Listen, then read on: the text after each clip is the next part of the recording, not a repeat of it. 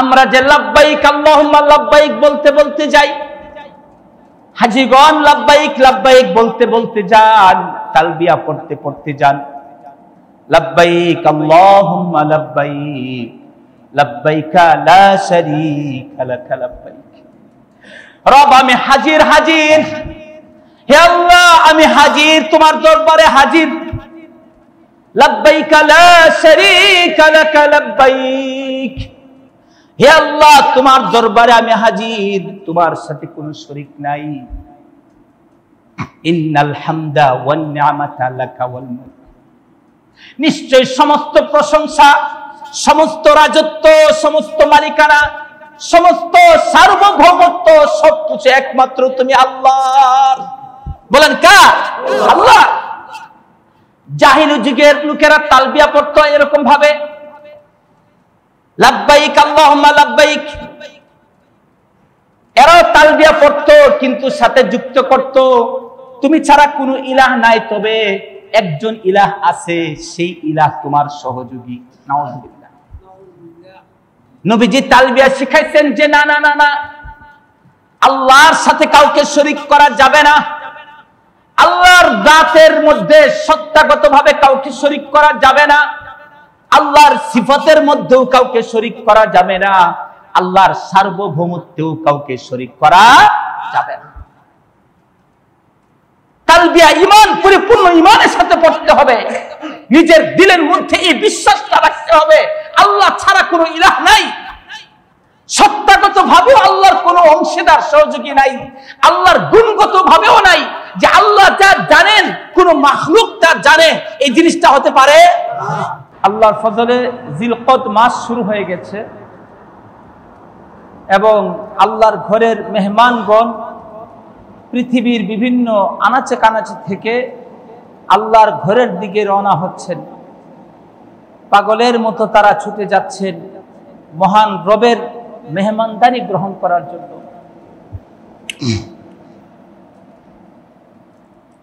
তো এই মাসগুলি হচ্ছে খুব বরকতপূর্ণ মাস, যে মাস আল্লাহ তাআলা বিশেষ ইবাদতের জন্য নির্ধারণ করে দিয়েছেন। জিলহজ মাসের, বিশেষ করে জিলহজ মাসের প্রথম দিনগুলি শুরু থেকে নিয়ে হজের দিনগুলি পর্যন্ত 12-13 তারিখ পর্যন্ত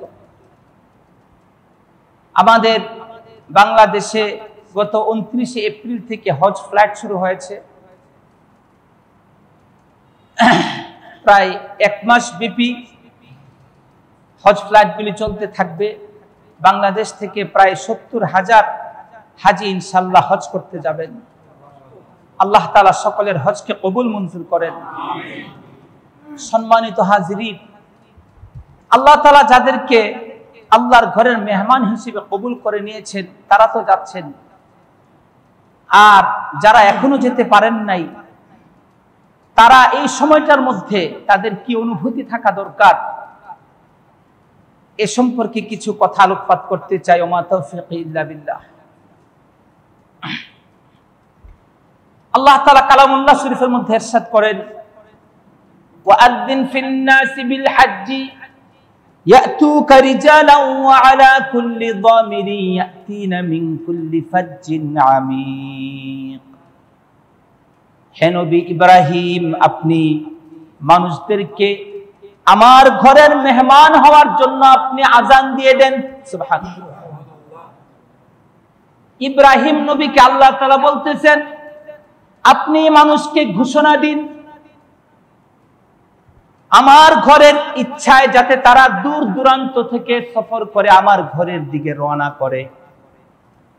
ইয়াতিনা মিন কুল্লি ফাজ্জিন আমিক, তারা দূর দূরান্ত থেকে সফর করে করে আসবে, বিভিন্ন বাহনের মধ্যে চড়ে চড়ে আসবে।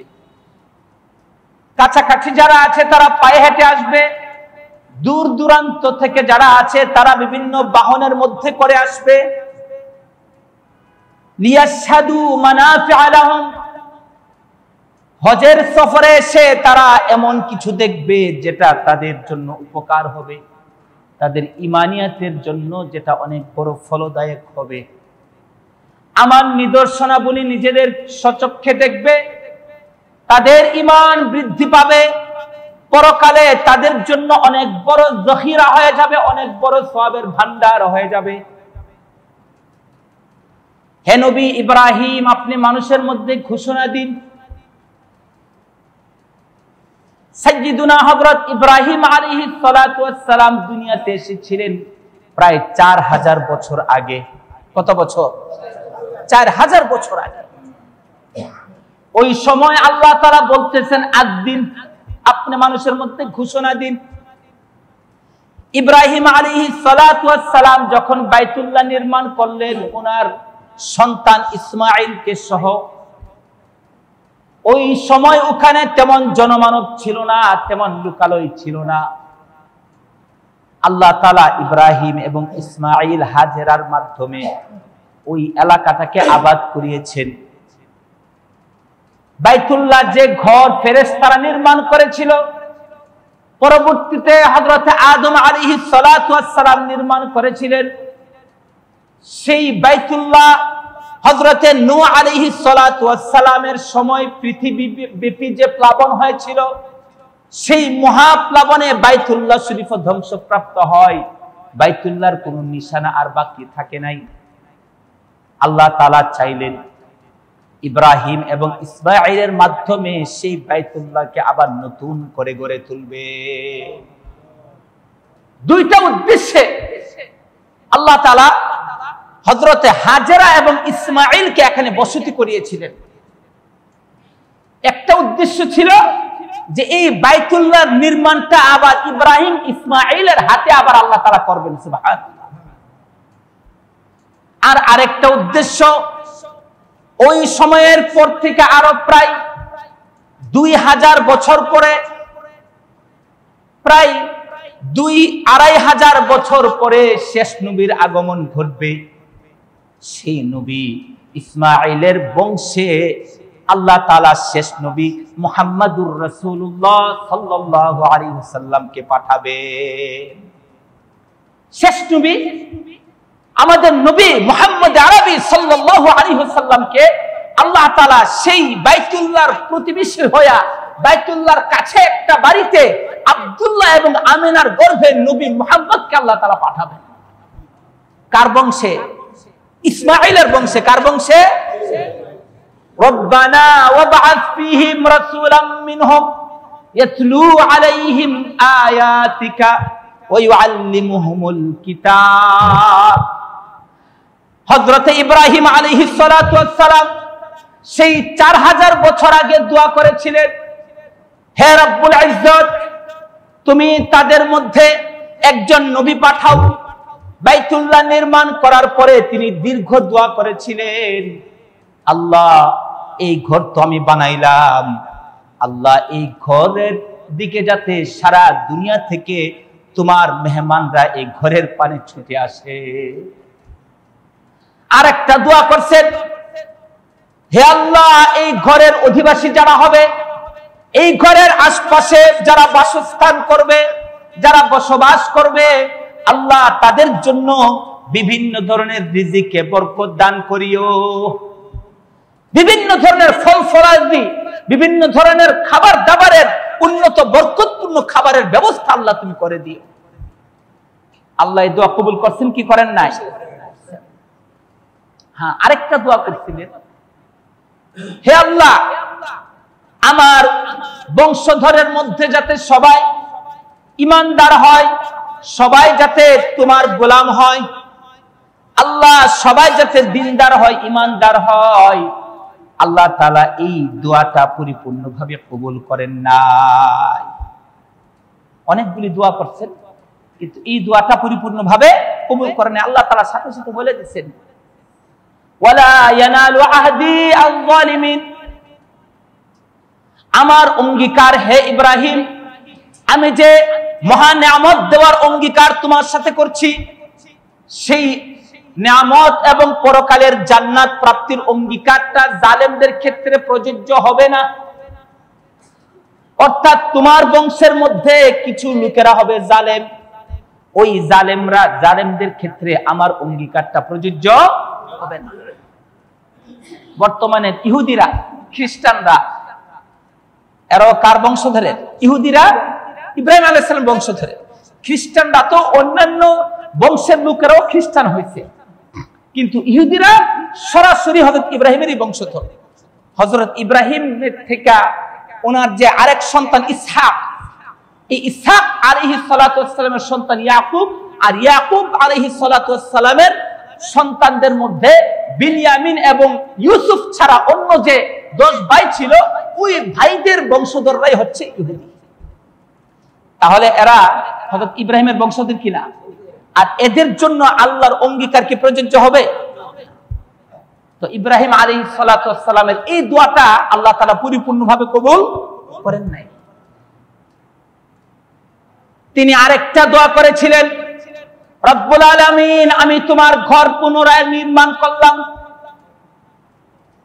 তোমার এই ঘরের দিকে যাতে পৃথিবীর বিভিন্ন আনাচে কানাচে থেকে তোমার বান্দারা ছুটে আসে, আল্লাহ এই ঘরের হজ করতে আসে। আল্লাহ তাআলা সেই দোয়া কবুল করলেন। আল্লাহ তাআলা এই দোয়া কবুল করে এখন পৃথিবীর বিভিন্ন জায়গা থেকে, এই ছেলেরা কি শুরু করছে? তো কথা বললে তো সমস্যা, এটা তো বুঝার কথা।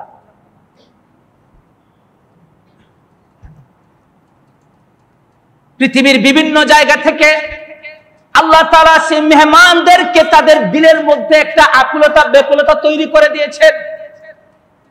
লক্ষ লক্ষ টাকা খরচ করে আল্লাহর ঘরের দিকে তারা ছুটে আসে। কালো গিলাফের বাইতুল্লাহর দিকে যখন তাকায় থাকে, পৃথিবীর শ্রেষ্ঠ নিয়ামতটা তখন চোখের মধ্যে ভাসে। সেই নিয়ামতের কথা কখনোই ভুলতে পারে না। যারা বাইতুল্লাহকে একবার দেখে আসছে, তাদের দিল আরো পাগল করা হয়ে যায়, আবার কবে যাবে, আবার কবে যাবে। কথা ঠিক যাবে। যারা দেখে আসছেন তারা জানেন, তারা তাদের দিলের অবস্থাটা বুঝেন। এমন একটা জাদুর টান আল্লাহ আকর্ষণ তৈরি করে রেখেছেন, সেই বাইতুল্লাহর দিকে একবার তাকাইলে চোখ ফিরাইতে মনে চায় না। দেশে আসার পরে প্রাণ আনচান করে, আবার কবে যাব, আবার কবে যাব। এমন আকুলতা বিকুলতা আল্লাহ তাআলা দিলের মধ্যে ঢেলে দেন। একটা অকৃত্রিম আকর্ষণ, একটা জাদু মাখা প্রীতি আল্লাহ তাআলা দিলের মধ্যে ঢেলে দেন। সেই ইব্রাহিম যে দোয়া করলেন, সেই দোয়ার আসর দোয়ার প্রতিক্রিয়াটা প্রত্যেকটা ইমানদার ব্যক্তির দিলের মধ্যে কে ঢেলে দিয়েছেন? সেই নবী আবার আরেকটা দোয়া করলেন, আল্লাহ আল্লাহ, তুমি এই বাইতুল্লাহ যে আমি নির্মাণ করলাম, এই বাইতুল্লাহর আশপাশে যাদের বাড়িঘর হবে, তাদের মধ্যে তুমি এমন একজন নবী পাঠাও, যে নবী তাদেরকে হিকমত শিক্ষা দিবে, যে নবী তাদেরকে ঈমান শিক্ষা দিবে, কিতাব শিক্ষা দিবে। আমি যে তাওহীদবাদী আদর্শ তোমার কাছ থেকে গ্রহণ করেছি, আল্লাহ সেই তাওহীদের আদর্শকে লালন করবে, সেই তাওহীদের দাওয়াত বিশ্বব্যাপী ছড়িয়ে দেবে। তোমার অনুগত বান্দারা ওই নবীর অনুসরণ করবে। ওই নবী তুমি তাদের মধ্যে পাঠাও, যিনি বিশ্ববাসীর জন্য রহমত হয়ে আসবেন। এই জন্য নবীজি নিজে গর্ববোধ করতেন, আমি হচ্ছি আমার পিতা ইব্রাহিমের সন্তান, আমি ইবনুদ দাবিহাতাইন, আমি হচ্ছি 2 জবেহের সন্তান। ইব্রাহিমের সন্তান ইসমাঈল, সেই ইসমাঈলের বংশে আর কোন নবী আসে নাই, কিন্তু ইব্রাহিমের আরেক সন্তান ইসহাক, সেই ইসহাকের ঘরে ইয়াকুব, পরে ইউসুফ, এরপরে এরকম ভাবে সুলাইমান, দাউদ, আইয়ুব, মুসা, বহুত নবী রাসূল আল্লাহ পাঠিয়েছেন। কিন্তু ইসমাঈলের বংশে শুধুমাত্র আমি মুহাম্মদকে আল্লাহ নবী পাঠিয়েছে। এজন্য নবীজি বলতেন, আমি 2 জবেহ এর সন্তান, অর্থাৎ ইসমাঈলকে হযরতে ইব্রাহিম আলাইহিস সালাতু ওয়াস সালাম নিয়ে গিয়েছিলেন জবাই করার জন্য। সময় সুযোগ হলে এই কথাগুলি আসবে। পরে আল্লাহ তাআলা ওনার বদলে কি পাঠাইছেন? দুম্বা পাঠাইছেন। ইসমাঈলকে জবাই করতে হয় নাই। আর নবীজি যার সরাসরি সন্তান হযরত আব্দুল্লাহ, সেই আব্দুল্লাহর ব্যাপারেও মান্নত করছিলেন আব্দুল্লাহর পিতা আব্দুল মুত্তালিব। কিন্তু দেখা গেছে আব্দুল্লাহর মান্নতের মধ্যে তার জবের ফয়সালা হয়ে গেছে। ওই সময় তো নবীজি জন্ম হন নাই, অর্থাৎ আব্দুল্লাহ বিয়ে করার আগে, হয়তো ছোটবেলায় বা কিশোর বয়সে বা যুবক বয়সে। পরে আব্দুল মুত্তালিবের তখন তার মোকাবেলায় উট ধরছে যে দেখি আব্দুল্লাহর জায়গার মধ্যে আমি 10টা উট দেই, দেখা গেছে আব্দুল্লাহ নাম আসে, 20টা উট দেই আব্দুল্লাহ নাম আসে, এরকম দিতে দিতে 100টা উট।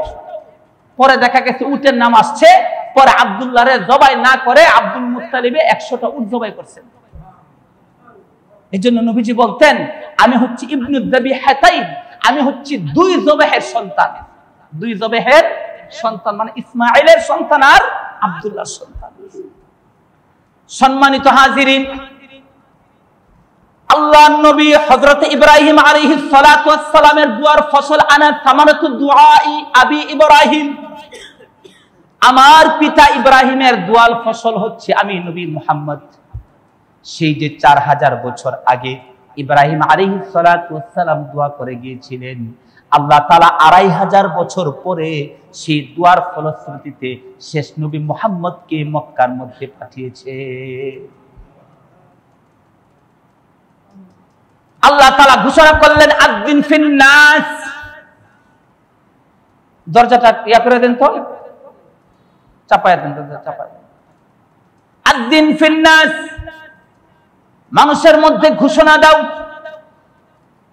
ইব্রাহিম বলতেছেন হে আল্লাহ, আমি বাইতুল্লাহ নির্মাণ করেছি আমার সন্তান ইসমাঈলকে নিয়া, আর এখানে তেমন মানুষের বসবাস নাই, এখানে তেমন লোকালয় নাই, আমি কিভাবে ঘোষণা দিব? ঘোষণা দিলে আমার কথা কে শুনবে, কে জানবে?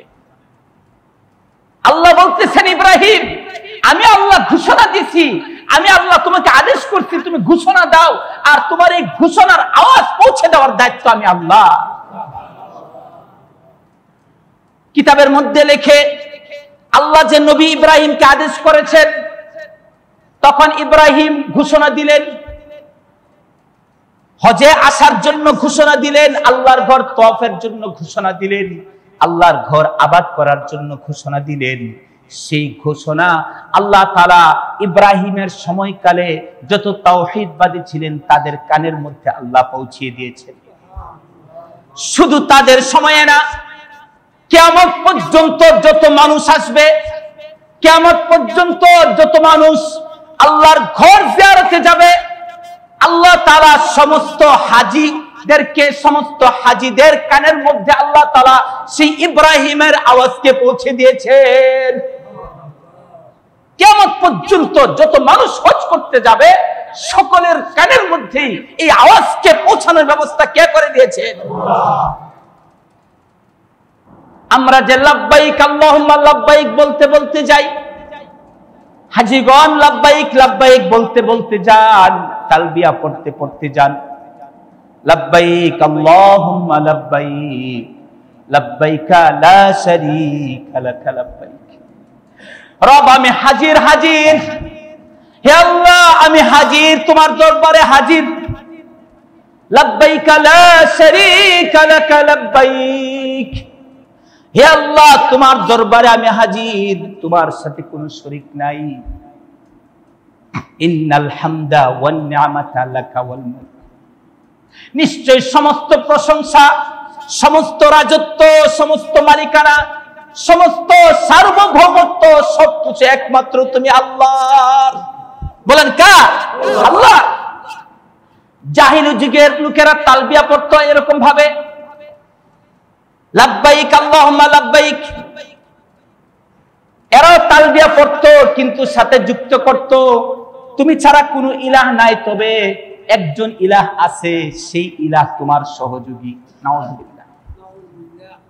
নবীজি তালবিয়া শিখাইছেন যে না না না না, আল্লাহর সাথে কাউকে শরীক করা যাবে না, আল্লাহর জাতের মধ্যে সত্তাগতভাবে কাউকে শরীক করা যাবে না, আল্লাহর সিফাতের মধ্যেও কাউকে শরীক করা যাবে না, আল্লাহর সার্বভৌমত্বেও কাউকে শরীক করা যাবে না। তালবিয়া ঈমান পরিপূর্ণ ঈমানের সাথে পড়তে হবে।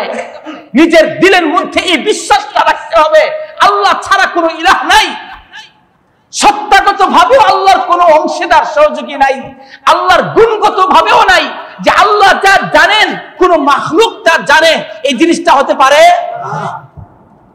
কিন্তু কেউ যদি বলে যে নবীও গায়েব জানে, আল্লাহ যেমন গায়েব জানে নবীও গায়েব জানে, তাহলে আল্লাহর সাথে শরীক করলো কি করলো না? তাহলে সে যদি তালবিয়া পড়ে আর সারা জীবন নামাজ পড়ে তাহলে তার ইবাদত বন্দেগীর কোনো মূল্য আছে? কারণ তার আসলের মধ্যে তো গলত। সে নবীরে কইতেছে নবী হাজির নাজির, নবী গায়েব জানে, আল্লাহ যেমন সব জায়গার মধ্যে ইলমান কুদরতান উপস্থিত থাকার ক্ষমতা আছে, নবীও নাকি উপস্থিত থাকার ক্ষমতা আছে। আল্লাহর সিফাতের মধ্যে অংশীদার, আল্লাহর গুণের মধ্যে কোনো অংশীদার নাই, আল্লাহর সার্বভৌমত্বের মধ্যে কোনো অংশীদার নাই। যদি কেউ বলে কথা যে আল্লাহ যেমন বিধান দেওয়ার মালিক, আমরা এমপিরও বিধান দেওয়ার মালিক, ঈমান থাকবে? কোরআনের শরিয়া আইন মানি না, আমরা যেমনে মনে চায় আমরা আমাদের আইন তৈরি করব, শরিয়া আইনে আমরা বিশ্বাস করি না, শরিয়া আইন বাস্তবায়নের জন্য আমরা চাই না, ঈমান থাকবে? ঈমান থাকবে? জোরে সোরে বলেন। কিন্তু আমাদের ধর্মনিরপেক্ষ দলগুলি এটারই প্রবক্তা, 10 বার হজ করলেও তাদের ঈমান শুদ্ধ হবে না, তাদের আমলের কোনো ফায়দা হবে না। যদি কয় যে শরিয়া আইন আমরা চাই না, শরিয়া আইন আমরা বিশ্বাস করি না, তার মানে আল্লাহর সার্বভৌমত্বে সে নিজেরা শরীক করতেছে, অন্যদেরকে মানুষকে শরীক বানাইতেছে। সম্মানিত হাজিরিন, ইব্রাহিমের ঘোষণা অনুযায়ী মানুষ তালবিয়া পড়তে পড়তে যায়, মনের আকুলতা বেকুলতা নিয়ে রবের দরবারে হাজির হওয়ার জন্য যায়। আল্লাহর ঘরের দৃশ্য দেখে তার মনটাকে ভরপুর করে, কাবা শরীফ কালো গিলাফের কাবাকে দেখে তার দিল ভরে যায়।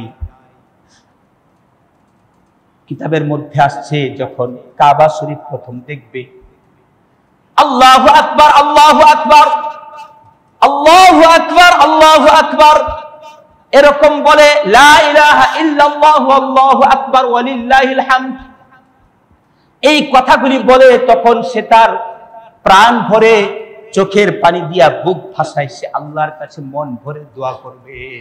বাইতুল্লাহকে প্রথমবার দেখার পরে যে দোয়া করবে সেই দোয়া কবুল হওয়ার ব্যাপারে কোনো সন্দেহ থাকতে পারে না। কারণ আজন্ম লালিত স্বপ্ন, যে স্বপ্নটা আপনি জীবনের একটা বিশাল সময় পর্যন্ত লালন করে আসছেন যে আমি বাইতুল্লাহর মুসাফির হইতে চাই, আমি আল্লাহর ঘরের মেহমান হইতে চাই, সেই স্বপ্ন নিয়ে আপনি একে একে টাকা পয়সা জমাইতেছেন, 6 লাখ 7 লাখ টাকা খরচ করে আল্লাহর ঘরের পানি ছুটে গিয়েছেন আল্লাহর ঘরের মেহমান হওয়ার জন্য। এই যে আপনার একটা আকুতি বিকুতি, সেটা একটা ঈমানিয়াতের আলো, সেটা হচ্ছে ঈমানিয়াতের প্রতিবিম্ব। এই জন্য বাইতুল্লাহকে প্রথম দেখা মাত্রই যে দোয়াটা করবেন, আল্লাহ তাআলা সেই দোয়াটাই কি করবেন? কবুল করবেন। সম্মানিত হাজিরিন, এই জন্য দিলের মধ্যে সেই স্বপ্নটা লালন করেন, আমি সেই হজের কার্যক্রমগুলি করতে চাই। আল্লাহ তাআলা যে সমস্ত ফরজগুলি করে দিয়েছেন, যে ওয়াজিবাতগুলি করে দিয়েছেন, সেই জিনিসগুলি আমি করে করে আমার জীবনের একটা স্বপ্ন পূরণ করতে চাই। আমি বাইতুল্লাহর মুসাফির হইতে চাই, আল্লাহর ঘরের চতুর্দিকে আমি তওয়াফ করতে চাই, আমি সাদা কাপড় পরে ইহরামের কাপড় পরে আল্লাহর ঘরের চতুর্পাশে আমি ঘুরতে চাই, আল্লাহর কাছে সেই অঙ্গীকার ব্যক্ত করতে চাই, আল্লাহ তুমি যেমন ভাবে সেলাইবিহীন কাপড় পরে তোমার ঘরের চতুর্দিকে আমাকে ঘুরবার সুযোগ দিয়েছো, আল্লাহ তোমার শরীয়ত তোমার বিধানের পিছনে আমি সারাটা জীবন এমন ভাবে ঘুরতে চাই, আল্লাহ জীবনের বাকি সময়টা আমি তোমার শরীয়তের পিছনে আমি এমন ভাবে অনুসরণ করতে চাই, তাবে থাকতে চাই, আমি আমার খেয়াল খুশির অনুসরণ আমি করতে চাই না। তওয়াফ করার সময় এই অঙ্গীকারটা দিলের মধ্যে নিয়ে আসবেন। এই কথাটা দিলের মধ্যে নিয়ে আসবেন। যেমন ভাবে আমি বাড়ি ঘর ছাইরা, আমার সন্তানাদিকে ছেড়ে, আমার সবকিছুকে ছেড়ে আমি খোদার ঘরের দিকে পাগলের মতো ছুটে আসছি, আমি যেমন ভাবে আল্লাহর ঘরের আকর্ষণে আমি চতুর্দিকে ঘুরতেছি, আমি তেমনি ভাবে আমার জীবনের বাকি সময়টা আমি আল্লাহর শরীয়তের পিছনে আমি এমন ভাবে ঘুরতে চাই। তাওয়াফ করার পরে সাই করতে যাবেন, ওই সাইয়ের সময় ভাববেন, রব্বে কারীম আমাকে সাই করার মতো সৌভাগ্য দান করেছেন। আমার রবের প্রিয় বান্দা ছিলেন সাইয়্যিদুনা ইসমাঈল, সাইয়্যিদুনা হাজেরা, যাদেরকে আল্লাহ তাআলা জীবনের কঠিন পরীক্ষার সম্মুখীন করেছিলেন। হযরত ইব্রাহিমকে আল্লাহ তাআলা কঠিন পরীক্ষার সম্মুখীন করেছিলেন। ওয়াইদ ইবতালা ইব্রাহিম রাব্বুহু ফাআতাম্মাহুন্না, যখন ইব্রাহিমকে তার রব পরীক্ষা করেছিলেন, ইব্রাহিম সেই পরীক্ষাগুলির মধ্যে 100তে 100 পাস করেছিলেন। সুবহানাল্লাহ। বাড়ি ছিল ইরাকে বাবেল শহরে। ইব্রাহিমকে আল্লাহ তাআলা এত বড় কিছুর জন্য নির্বাচিত করেছিলেন। বর্তমানের আসমানি ধর্মাবলম্বী যারা আছে সবাই নিজেদেরকে গর্ববোধ করে ইব্রাহিমের অনুসারী বলে। সুবহানাল্লাহ। ইহুদি বলেন, খ্রিস্টান বলেন, যদিও তারা ভ্রান্ত হয়ে গেছে, তারা এমনকি ভ্রান্ত হইতে হইতে একত্ববাদকে পর্যন্ত ছেড়ে দিছে, মূর্তি পূজা শুরু করছে। হ্যাঁ, বিভিন্ন ভাবেই তারা তৃতীয়বাদ, তারপরে মূর্তি পূজা এগুলির মধ্যে লিপ্ত হয়ে গেছে, কিন্তু নিজেদেরকে দাবি করে কার অনুসারী? বলেন, কার অনুসারী দাবি করে? ইব্রাহিমকে। সেই ইব্রাহিমকে আল্লাহ তাআলা ইহুদি ধর্মে যেটা ছিল, খ্রিস্টান ধর্ম যেটা ছিল, হ্যাঁ, আমাদের ইসলাম ধর্ম, সব ধর্মের মূল কেন্দ্রবিন্দু কাকে বানাইছেন?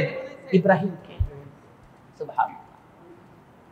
সেই ইব্রাহিমকে আল্লাহ আদেশ করলেন, তুমি যাও ফিলিস্তিনে। ফিলিস্তিনে যাওয়ার পরে সেখানে ফিলিস্তিনকে আবাদ করো। ইব্রাহিমের জীবনটা এই জন্য গেছে হিজরতে হিজরতে, সফরে সফরে।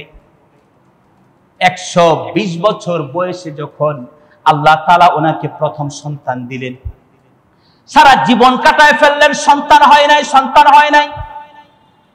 120 বছর বয়সে আল্লাহ তাআলা সাইয়্যিদুনা হযরত ইসমাঈলকে ওনার জন্য উপহার দিলেন। যখন সন্তান দুধ পানের বয়সে আল্লাহর পক্ষ থেকে বিশাল পরীক্ষা চলে আসলো, ইব্রাহিমকে আদেশ করলেন, ইব্রাহিম যাও, তোমার এই সন্তান তার মাকে সহ তুমি সেই জনপদহীন, যেখানে জনমানবহীন প্রান্তরে, যেখানে আমার ঘর ছিল, সেই ঘরের পাশে তাদেরকে রেখে আসো,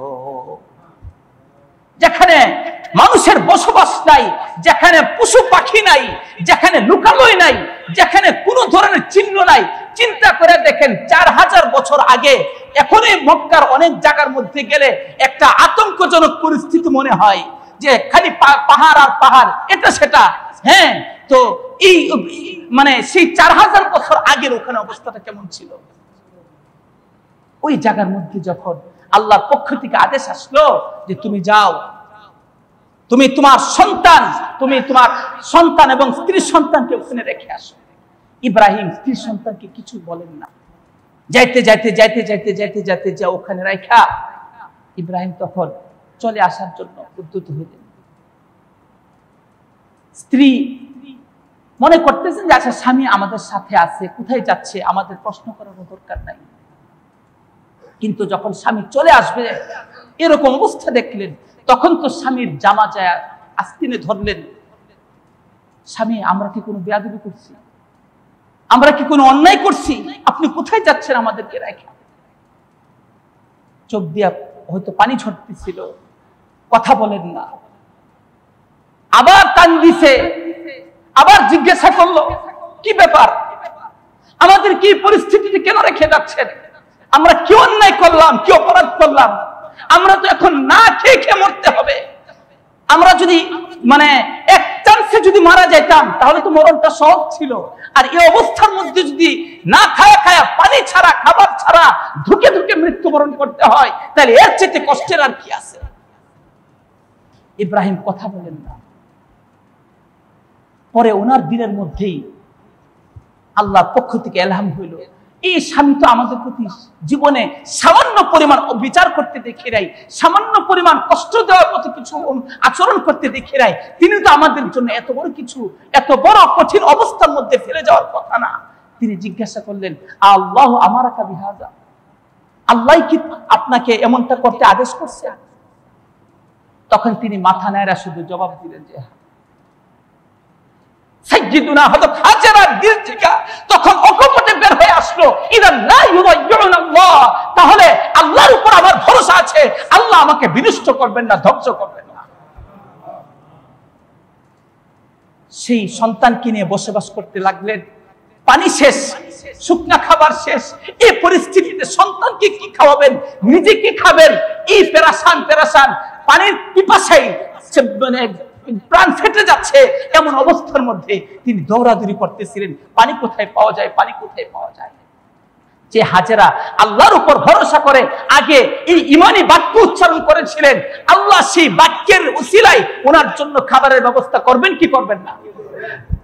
এই জন্য আল্লাহ তাআলা চাইলেন শুধু ওনার না, কিয়ামত পর্যন্ত সমস্ত মানব জাতির জন্য আমি হাজেরার উসিলায় এমন কুদরত রেখে যাব, যে কুদরতের মাধ্যমে সারা বিশ্ববাসী, দুনিয়াবাসী তারা ঈমানের ব্যাপারে মহাসাক্ষী পেয়ে যাবে। তাদের জন্য আল্লাহ তাআলা জমজমের ব্যবস্থা করে দিলেন, এই বরকতপূর্ণ পানির ব্যবস্থা করে দিলেন। ওনার সেই দৌড়াদৌড়িটা একবার সাফা থেকে মারওয়া আর মারওয়া থেকে সাফা, এই দৌড়াদৌড়িটা আল্লাহ তাআলার কাছে এত ভালো লেগেছে, এত ভালো লেগেছে, এখন পুরো মানব জাতির জন্য আল্লাহ ফরজ করে দিলেন যে তোমরা সাই করতে হবে। আল্লাহ ওয়াজিব করে দিলেন তোমরা সাই করতে হবে, সেই সাই না করলে তোমাদের উমরা হবে না, তোমাদের হজ হবে না। কার স্মৃতিচারণ? হাজেরা আলাইহিস সালাম। সম্মানিত হাজিরিন, আল্লাহ তাআলা আমাদের সবাইকে সে আল্লাহর ঘরের মেহমান হওয়ার সৌভাগ্য দান করেন। আল্লাহ তাআলা যাতে বাইতুল্লাহকে না দেখায় কাউকে মৃত্যু না দেন, আল্লাহর কাছে সবাই দোয়া করি এবং মনের থেকে, দিল থেকে আমরা প্রস্তুতি গ্রহণ করি যে আল্লাহ তাআলা যাতে আমাদের সবাইকে কবুল মঞ্জুর করে নেন। মনের থেকে যদি ইচ্ছা থাকে, দিলের মধ্যে যদি ব্যাকুলতা থাকে, আল্লাহ তাআলা কবুল করতে পারেন কি পারেন না? অবশ্যই পারেন। গত বছর এক লোকে প্রতিদিন তাহাজ্জুদের সময় উচ্চটা কাঁদতো, কয়েকটা গাছ লাগাইছে, গাছের পাশে দাঁড়ায় দাঁড়ায় যায় সেরা কান্নাকাটি করতো। আল্লাহ, মনের মধ্যে এত এত বেকুলতা, এত পেরেশানি, আল্লাহ তোমার ঘরের মেহমান যদি হইতে পারতাম, যদি কালো গিলাসকে দেখতে পারতাম, আল্লাহ তুমি একটা ব্যবস্থা করে দাও। আমি গাছগুলি লাগাইছি, এইগুলি কি তুমি এমন একটা সম্পদ বানায় দাও যেগুলি দিয়া আমার বাইতুল্লাহর জিয়ারতের খরচ হয়ে যাবে। দেখা গেছে এই গাছ বিক্রি করে তার হজের সফরের খরচ হয়ে গেছে। কে কবুল করছেন? তৌফিক দেওয়ার মালিক কে? এই জন্য সবার দিলের মধ্যে এমন একটা বেকুলতা থাকতে হবে কি হবে না? এবং আল্লাহর কাছে দোয়া করতে হবে, আল্লাহ তাআলা সবাইকে কবুল মঞ্জুর করুন। সকলে বলি আমিন।